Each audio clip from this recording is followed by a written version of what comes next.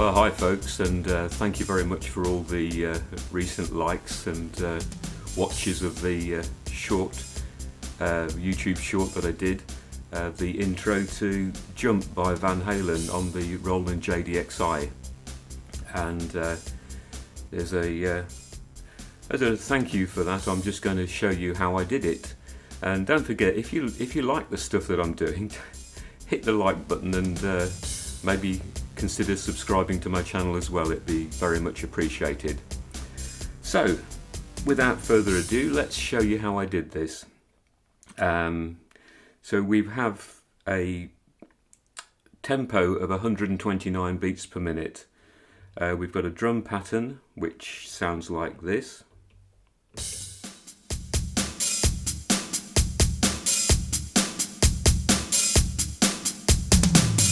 We've got a bass pattern that sounds like this, and then we've got this synthesized chords that sound like this when it starts.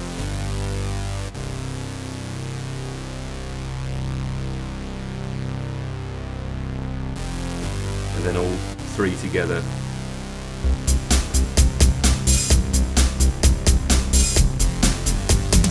So the lead part is actually played with the same part that's playing the synth brass chords on Digital Synth 1, only shifted up an octave. The reason why you can't, well, you can obviously play this without the backing if you want to, but it sounds, I think it just fills it out a bit having the backing there, and because the keyboard is only 3 octaves on the JDXI, you need that deeper end to create that low synth brass sound that you're hearing here. So by shifting it down an octave, you can create that low synth brass sound. So let me show you how I put it all together. So first of all, let me show you the drums. So I'm going to, as I usually do, erase everything that's there, and we'll put it all in fresh for you. Okay, so just to confirm, we have an empty memory bank. Okay, so the drum kit that we're using is the rock kit, 031 rock kit in the drum section, and we're starting off. We'll just start off with one measure to start with. We'll populate this one measure, and then we'll increase that to 4 measures, but duplicating what we've already done to make it a bit quicker. So first of all, the bass drum. The bass drum's going to go in on positions 1, 9 and 11. We've got snare drum 2. That's going to go in on positions 5 and 13. And then we've got the partial hi-hat. That's going to go in on 1, 3, 5, 7, 9, 11, 13, and then on 15 we're going to put the open hi-hat. So what we've got so far should sound like this.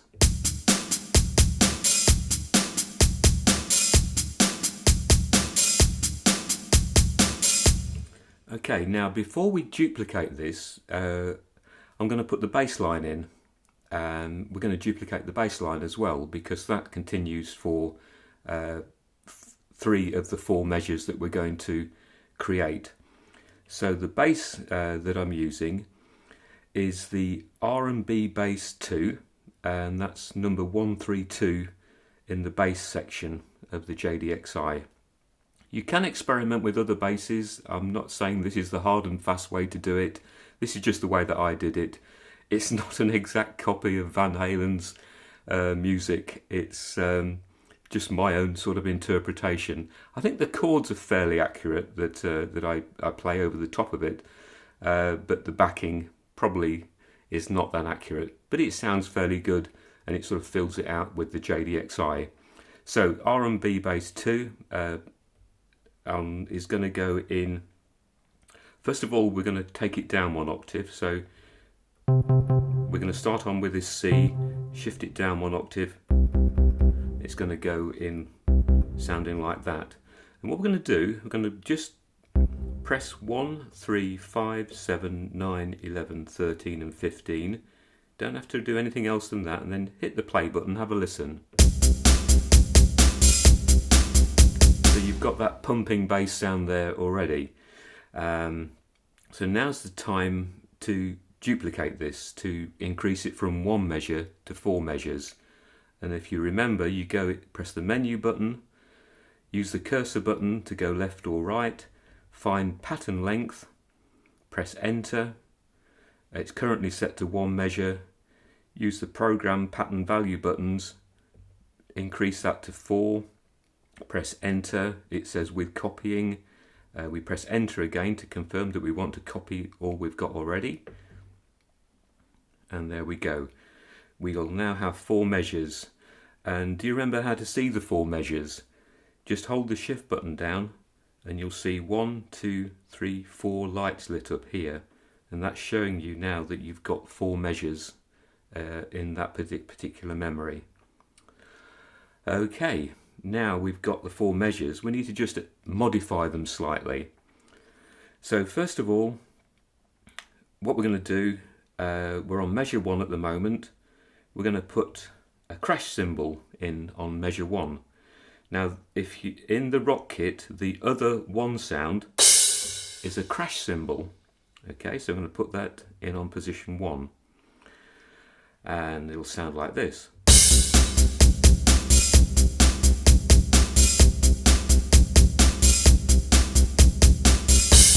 So that crash cymbal only comes in when the measure repeats.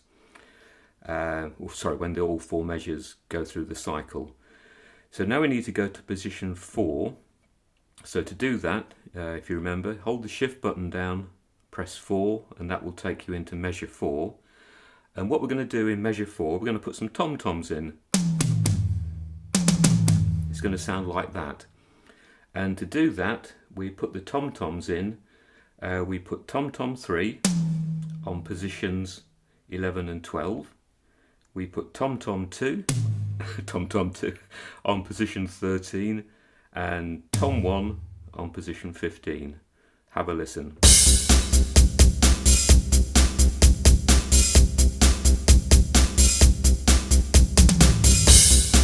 Just gives that run through at the end to just make it sound a little bit more interesting rather than just a repetitive beat going on and on and on and on.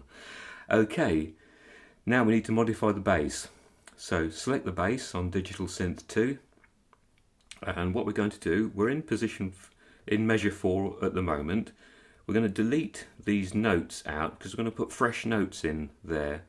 So hold the erase button down and then just hit the buttons and we'll erase those notes.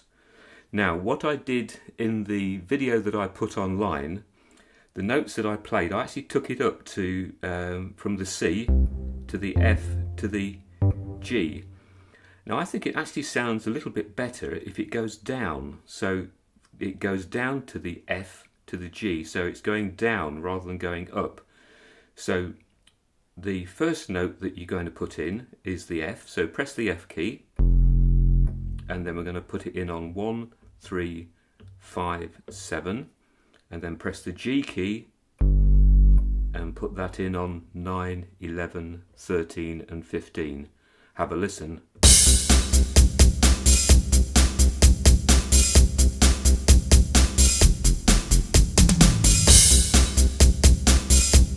See, it's starting to sound that little bit more interesting now. Okay, so the final thing we're going to do is, there's a couple of ways you can do this. It's not that hard to record it. We're going to put the synth brass sound in. Now, the brass sound that I'm using is Syn Brass 1, and for the chords that play in the background, the long deep chords, I'm just shifting it down 1 octave. So the notes that I'm playing are these two C's. Sorry, I'll get it right in a minute. These two C's here that shifted down 1 octave. Gives that nice sort of growly bass sound. Now this one I do recommend, or I do take it up, so it goes. So let's just play it along and let you have a listen what it's going to sound like.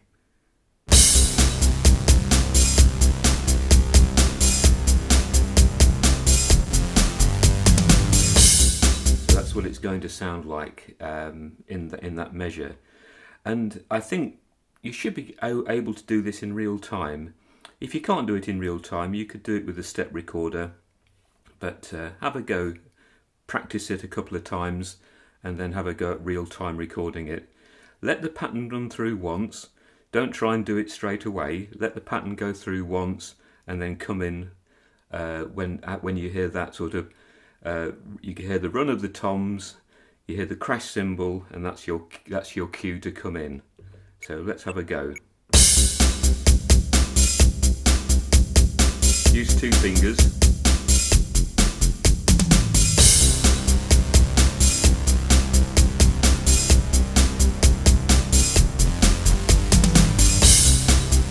There we are, we have it recorded. You can stop it now, have a listen.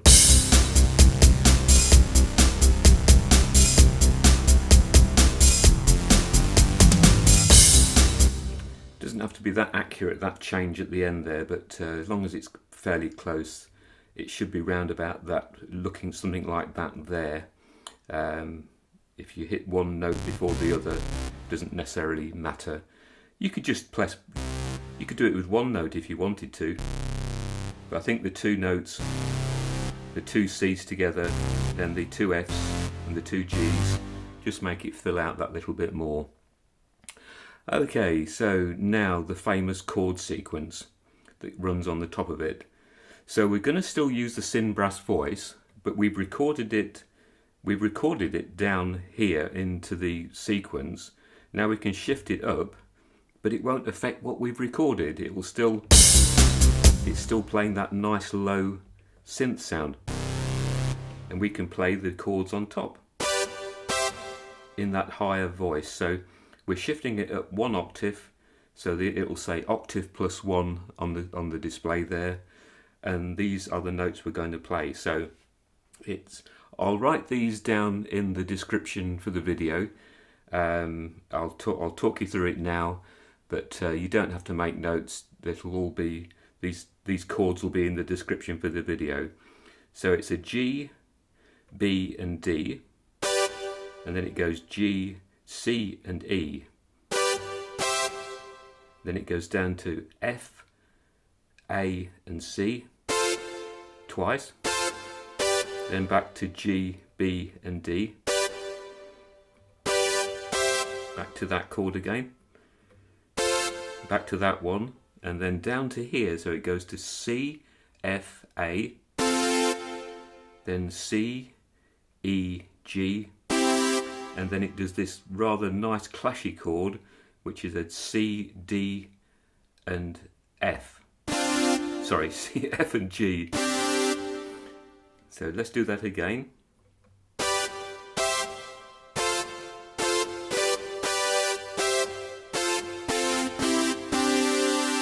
So that last chord is C, D and G. Not sure what it's called, but that's the chord. And then at the end of it, before the pattern ends, we play that through. That cycles through a couple of times. Then you play up here, so you're playing. So that's F, A and C. Then C, E and G. And then a quick F, A and C. And then that sequence of chords again, that. And all together it will sound like this.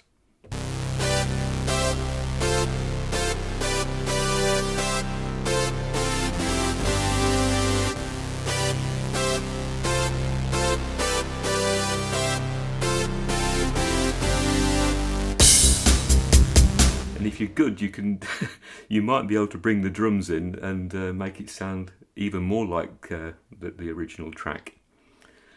So I hope you found that interesting. I think I've covered everything there for you. And don't forget to save it if you want to save it for later and impress your friends at parties. But so I hope you enjoyed it, and don't forget, if you like the videos, like the stuff that I'm doing, leave us a comment, let us know what you think, hit the like button, subscribe, whatever. If not, just enjoy the video, and it's all good fun, and we'll see you again soon. Take care, and bye for now.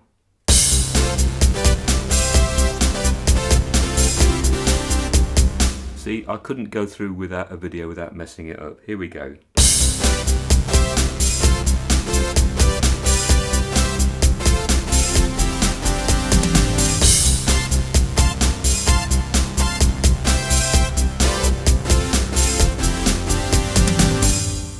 That's just to prove that it's real. Take care, all the best, bye for now.